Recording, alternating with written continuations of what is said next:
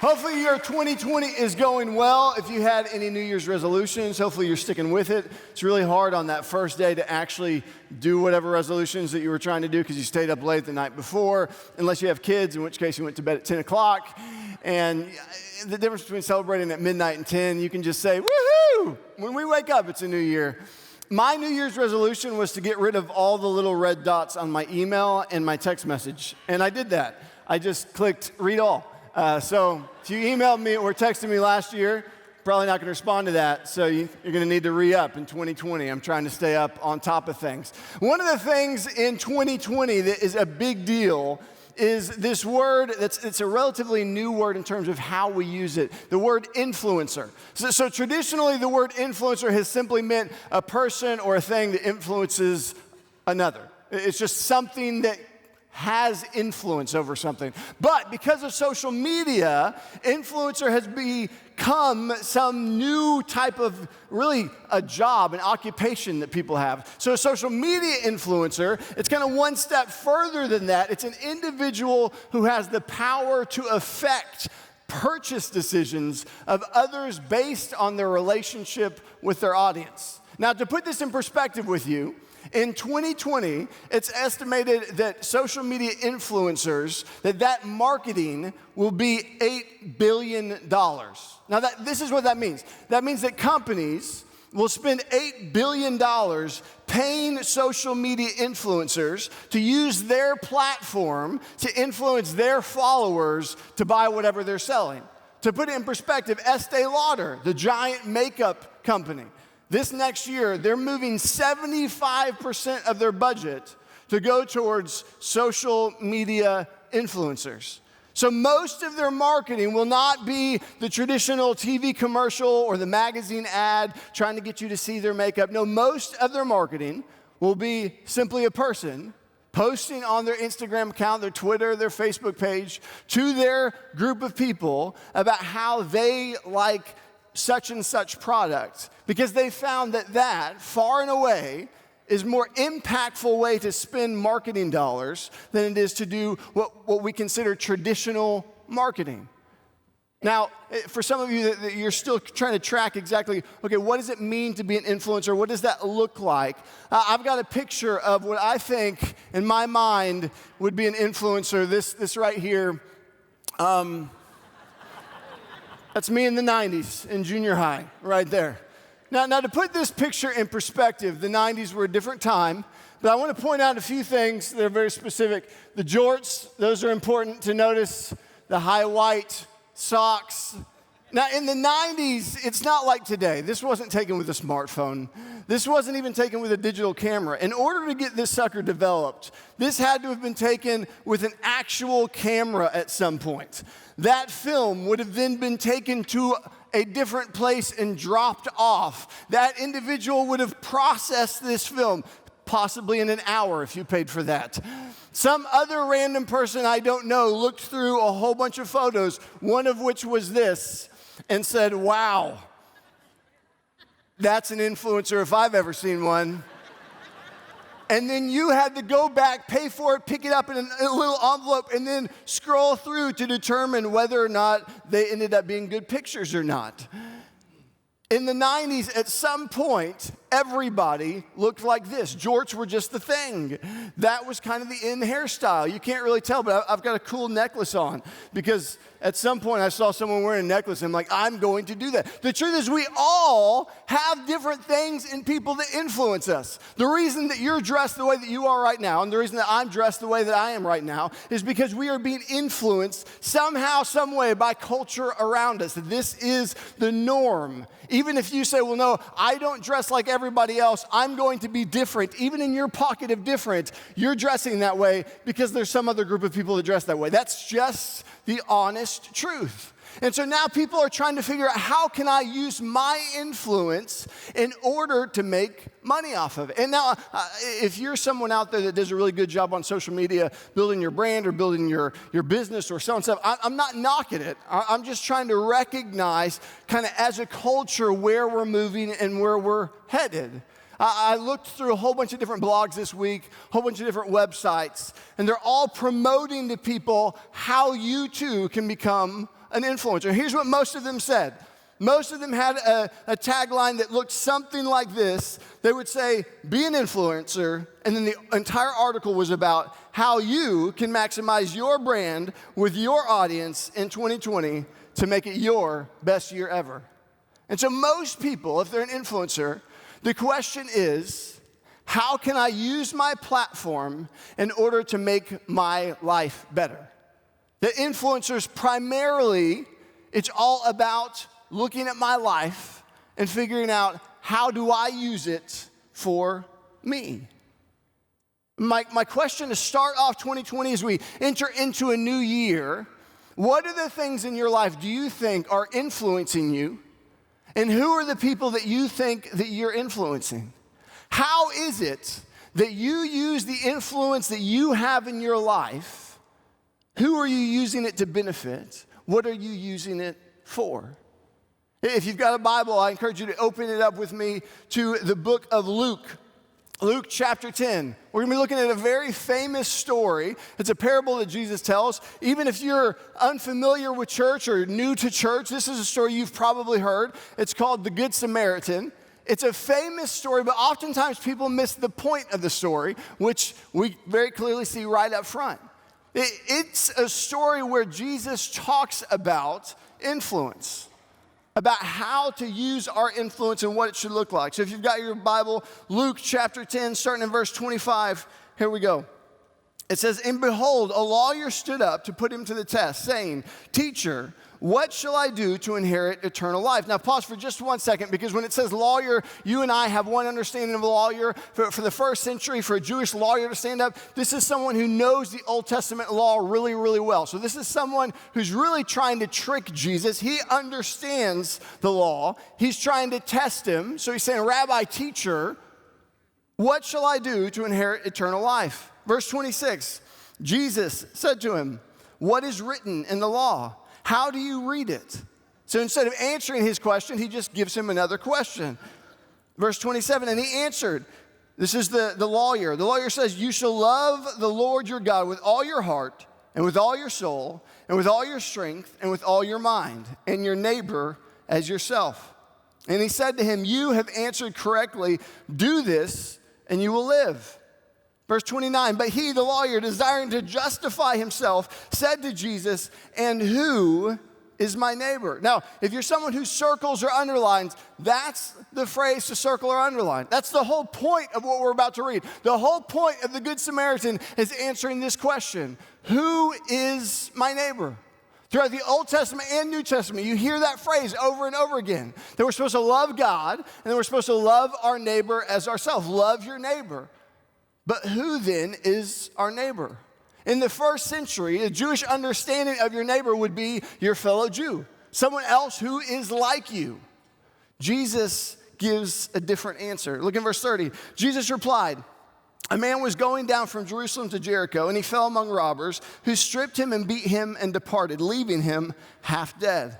Now by chance, a priest was going down that road, and when he saw him, he passed by on the other side.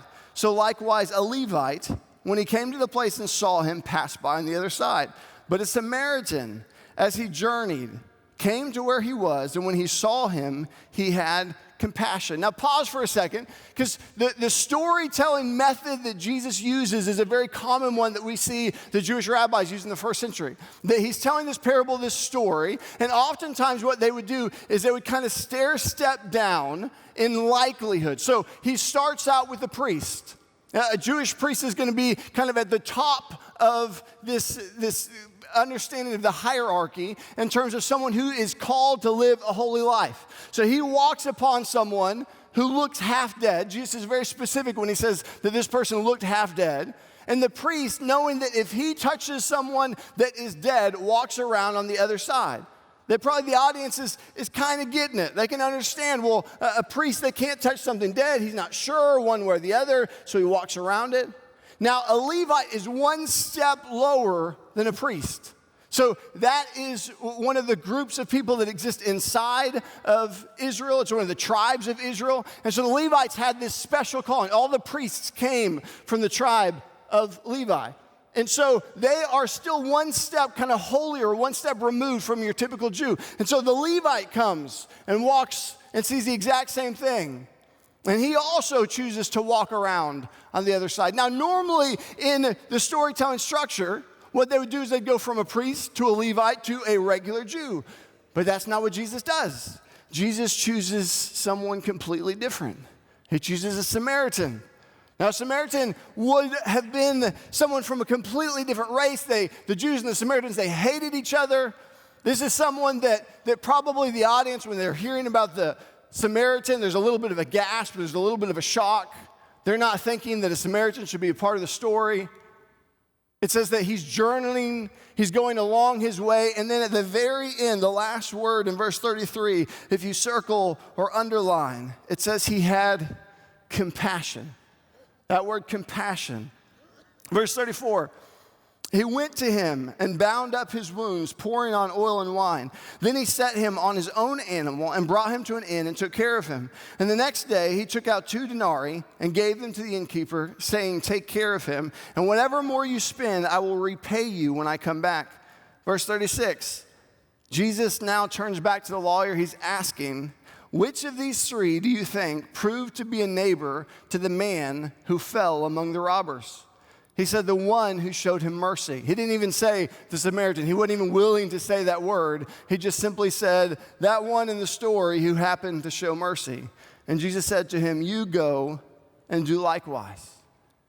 I want to key in on that word compassion, because how we understand compassion and the word that they use in the Greek are 2 very different things. When we think of the word compassion, it actually comes from Latin, from the word compati, which means to suffer with. So our understanding in English is we have this sympathetic pity for someone else who's going through something. That if I'm having compassion for someone, I'm suffering with them. I'm recognizing the pain that they're going through. It's typically this noun, that it's just a description of an emotion, some type of a feeling that I've got. Now, in Greek, that word compassion is this Greek word it's a really funny word. It's splagnitsomai. Let's try to learn some Greek together. We're going to all say splagnitsomai. Ready? 1, 2, 3. Splagnitsomai. It kind of sounds like a gross word almost like you're coughing. Splagnitsomai. And that's actually pretty close to the definition of the word. Splagnitsomai is the plural form of stomach or gut. So it's this feeling inside the gut that compels someone to do something. It's a very coarse word in the Greek. It's not a very common word. It would be kind of this gruff word to describe this gut feeling that somebody has. In the first century, there was this big understanding that so much of who you are comes from the gut. Science has actually found that some of that's very true, that your brain is obviously where so much of your mind is processing and choosing and thinking and forward thinking, but they often call your gut or your insides as your second brain, that so much of the feelings that you have come from down here. Think of that feeling when you get butterflies in your stomach. The reason you get butterflies in your stomach when you're nervous is because that's your flight or fight part of your brain that's kicking in. And so when you get nervous, you get butterflies because what your body is doing is it's taking the blood from your gut, from your stomach, and moving it to your muscles so that you would physically be able to either run or to fight. That's why you get nervous. That's why you get that feeling inside your stomach when you're doing something that makes you uncomfortable. That sometimes you have this feeling of intuition that I just know inside my gut that I shouldn't do that. That there's this part of you that we don't fully even understand. There's these neurons that exist in your gut that are helping process and sending information up to your brain. And so in the Greek, when it's saying that someone has compassion, it's saying that in their gut, they felt something that moves them to action. Splagnitsomai isn't a noun in the Greek, it's a verb. So when someone has compassion throughout the New Testament, anytime we see them have compassion, it's not just describing how they feel. We always see action that results from that compassion. When in the New Testament we see this word splagnizomai, there's 12 different times in the New Testament that it happens. 8 of those times, it's either being used by Jesus or it's describing Jesus. Jesus, when he sees the woman who has just lost a son, that he sees the funeral, it says that he had compassion on her, and that's why he heals the son. That in the story of the Good Samaritan, that he has compassion, and that's why he's thrust forward and does something with it. Why is compassion so important? Think about the times when you don't have compassion. In life, when we don't have compassion for other people, we tend to be very judgmental. When I can't understand what someone else is going through, and I'm just looking on the outside looking in, it's easy for me to make quick assumptions and quick judgments. It happens all the time on social media. I saw a lot of different people on social media. They'd post something like this: it's a brand new year. I'm leaving behind all the drama from 2019. And my first gut reaction was, you were typically the person social media-wise causing all that drama that you're trying to leave behind. You might be the common denominator. I remember when my wife and I were dating. We were first, and we're in that really ooey-gooey part of dating. You know what I'm talking about? Where you just want to be together all the time, and you're talking on the phone all the time, and just everything is just warm and fuzzy, and you see no wrong. You're infatuated with each other. And I remember when we'd go on dates, and you'd see other people that they were older in their relationship, and they'd look disengaged, and you'd be like, that's not us, babe. I'm all about you. I'm focused on you and nobody else because I just love you so much. Then you get married, and you've been married for 13 years. And now sometimes we see those ooey-gooey couples that are they're looking over us and they're judging us because we're looking at each other, but we're also looking at the kids and looking at all the other stuff. And we kind of judge those other people. We're like, oh, they're so naive, so wrapped up in that moment of this, so shallow. Wait till life smacks you in the face.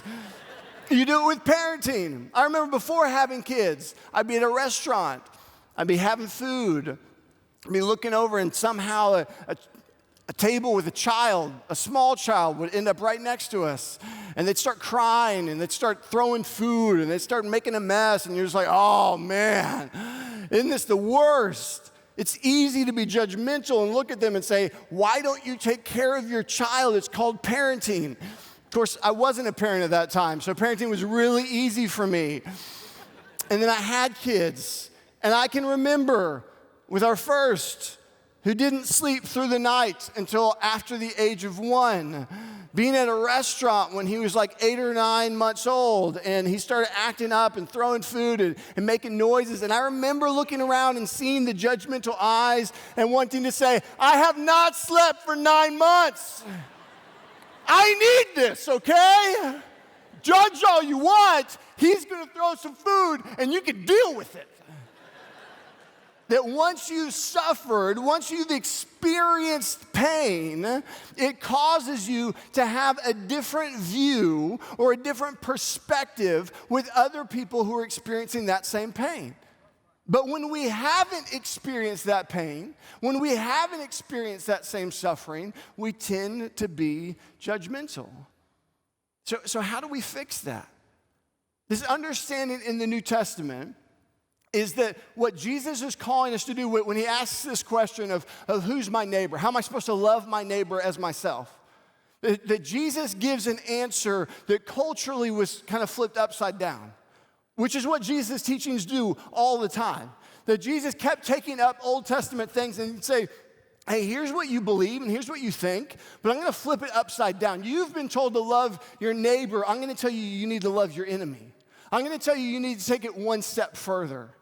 That Jesus, his message over and over and over again is you've been living a life that really, you kind of had God in this certain peripherals of your life, but he's supposed to be the center of your life to where your life is no longer about you. That your life is meant to be about my kingdom. That if you want to have life and a life that's abundant, then Jesus says, instead of all the things that the world holds up, instead of going after those things and pursuing those things, He said, I want you to not build your kingdom. Instead, I want you to build mine. And in doing that, in building my kingdom, I'm going to show you a way of life that looks totally different, radically different from the world around you. But in living that life, it's going to be far more fulfilling and fulfilled than a life that's about yourself. Jesus says, I'm telling you, don't live just for yourself. Instead, live for God and live for others. And then he explains how we live for others. How do I love my neighbor? I have compassion on them. What does compassion look like? It means that I am suffering with, I'm experiencing the pain, I'm recognizing the pain that someone else is going through, but not just as an emotion or a feeling. Instead, it turns into an action. It's interesting. Yale University psychologist, her name's Karen Wynn. She does this fascinating thing they call it the baby lab. It was started in 2006. She's been doing all kinds of different experiments with babies since then. They found probably their biggest thing that they found is morals, understanding what's right and wrong. They're just born into us, which from a scriptural standpoint, from a Christian worldview, we get that, we know that.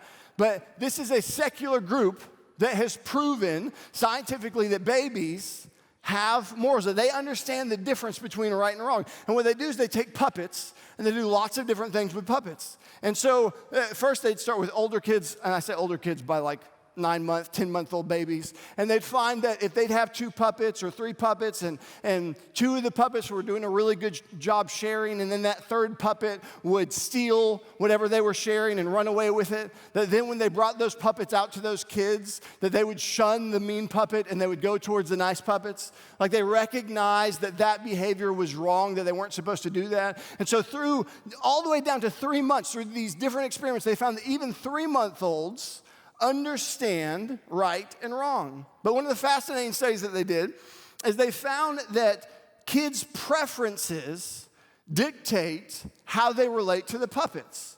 So if they were shown different puppets that had different food tastes, so like they take one puppet that liked green beans and one puppet that likes graham crackers.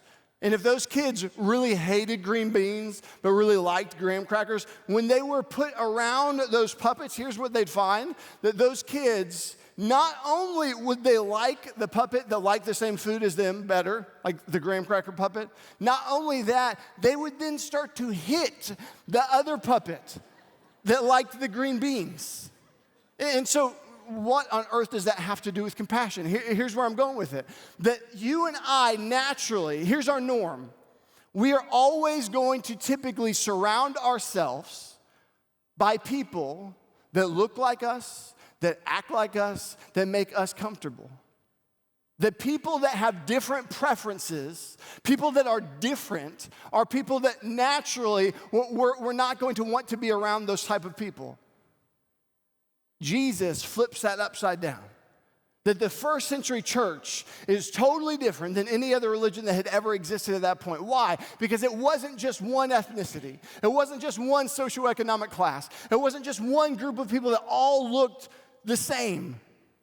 It was people from all different backgrounds, from all different places, that had no reason whatsoever to come together except they loved Jesus more than they loved themselves. And because they loved Jesus more, it caused them to live lives that looked radically, radically different. Hey, here's the thing about compassion, that in order to have compassion, in order to grow and learn what it means to have compassion, you can't do it from a distance. You can only do it up close. It requires you to get to know someone, to understand their story. Through understanding their story, you get to know their pain. And by knowing their pain, it allows you to have compassion. Mother Teresa has this amazing quote where she says, "If I look at the mass, I will never act. If I look at the one, I will." When I started on staff here at the church, which was 11 years ago, it was interesting. I was the family pastor, I was the children's pastor, so I oversaw birth through 5th grade, and so I wasn't a parent at that time, but I'd spent a lot of time in kids ministry. And so if you're the children's pastor up on the 5th floor, 1st grade through 5th grade, if you get called into a classroom, it's primarily because there's some kid that's doing something they're not supposed to do. Like, it's almost an embarrassing thing if you're a Sunday school teacher, a Bible study teacher, and you've got this class, if you've got some kid that you can't control, and you've gotten that to here with them, and you have to call in the children's pastor, like, that's almost like a walk of shame. You don't want to do that. People don't like doing that. They try every trick that they know to try and engage this kid, but eventually, if they couldn't, they'd come get me, and then I'd do all kinds of different things. Like, I'd pull them out into the hallway, and I'd kind of get down in one level, I'd look them in the eye, and say, all right, here's your chance. We got 2 choices. I can call mom and dad, or we can go back in. I mean, I do it in a loving, engaging way, but you get the drift, right? I mean, that's part of the role of the church pastor. But there was these siblings, a brother and a sister, a boy and a girl, what we'll call them J and C, and they came, it was about the time I got here, they came, and every single week I was getting called into their class. I mean, every single week. He was acting up, and she was acting up. And so every single week, I'm pulling him out into the hallway, and I'm getting down on the knee, and we're having a conversation, and it's doing nothing.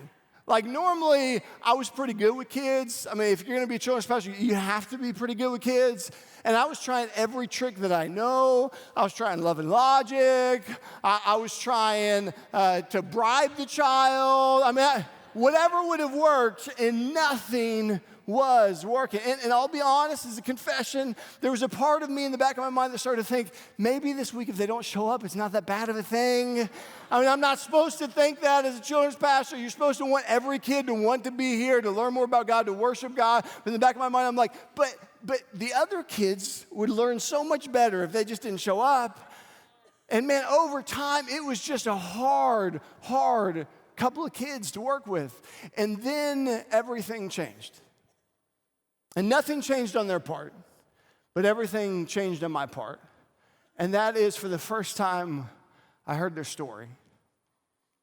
And their story was that in the 18 months prior to them first starting to come, their father had committed suicide. They had an uncle that had been hit while intoxicated by a train. And they had an aunt that had died in gang-related violence. Their mom had left them. Grandma and grandpa started taking them to church. They didn't know what else to do with them.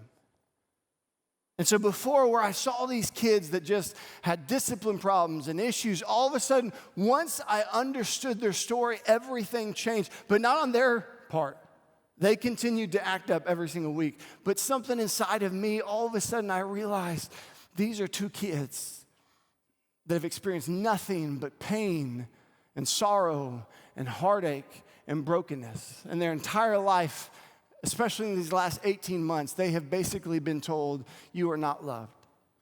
And the one place in this whole world that they should experience a love that is beyond comprehension is when they walk in these doors. And so I made it my mission from then on, every time I saw them, to go give them a big hug, to get on my knees and say, I love you. I'm so glad you're here today. And I tell you that story because it shows how so naturally we can have certain views and beliefs and feelings towards people, but what changes on the inside, oftentimes it's not because we need that other person to change, it's because we have got to understand someone else's pain. Before I'm quick to judge, instead, love through compassion. What is compassion? Compassion is a gut feeling that forces me into action. Matthew chapter 5, verse 14, Jesus is talking. He says, you are the light of the world. A city set on a hill cannot be hidden. Nor do people light a lamp and put it under a basket, but on a stand, and it gives light to all the house. In the same way, let your light shine before others, so that they may see your good works and give glory to your Father who's in heaven. Notice that it says that they might see your good works, not to give glory to you because you are so great. No, they see your good works. They see your life. They see who you are, loving other people beyond comprehension, beyond the definition this world understands. They see it and they take note, and who gets glory for it? God. Compassion is not just a feeling that I have. It's a response. Compassion is an action. The world has this view that you're supposed to use your influence to grow your kingdom and grow your brand. And I'm not saying that that's all evil and bad, but what I'm saying is that Jesus ushers in this different view where he says, don't be all about your kingdom. Instead, I want you to be all about mine.